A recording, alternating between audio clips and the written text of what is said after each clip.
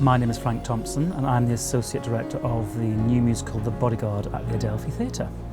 So we're in rehearsals, we're about to go into tech week of rehearsals, and so far, touch wood, it's all been going really, really well.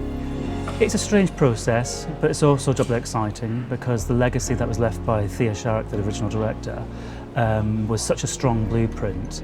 It doesn't really change that much when you start to work with new people because we're bound by what the set tells us, because we can't retech it in a completely different way. But what we do find is little nuances and little ideas from delivery of text and how that information comes across. That's what brings the newness to it and the freshness to it.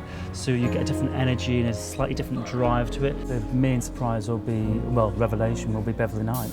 I think her vocal ability goes without question. What I don't think they were expecting is the level and the quality of acting. She has worked extremely hard to get it right, her words, not mine, and you completely believe her. You are completely with her and the story that she's telling. So you're not watching Beverley Knight playing Rachel Marron, you're watching Rachel Marron, which is so exciting.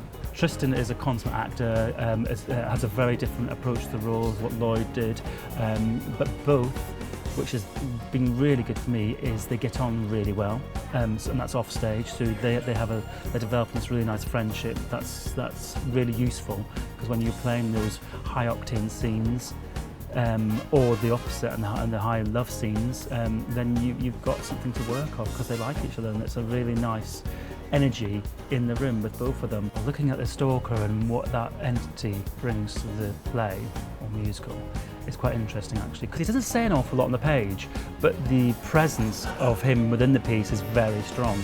And we have developed that by soundscapes, by voiceovers, by where we place him within the acting space but not conventionally. And the first time you really hear him speak properly is in song, which I think is really interesting. My favourite part of the show is actually the start of it, watching it through to the end. It's a wonderful piece of theatre. It's got a great start, it grabs you immediately, there's no hanging around, there's no build up to it. It really kicks in straight away and you get the level of what those two performers are like. You see Frank Farmer doing his job and then 2 seconds later you see Rachel Marron doing her job, and it's like a roller coaster. The dramatic drive of it is so exciting to be a part of as an audience. So I sometimes go, I'll watch 5 minutes and then 2 hours later I'm still sat there. And as you can hear from the noise that's going on in the background, we're in the middle of rehearsal, so unfortunately I have to say goodbye and leave you to it, and I hope you enjoy what you see when you come into the show.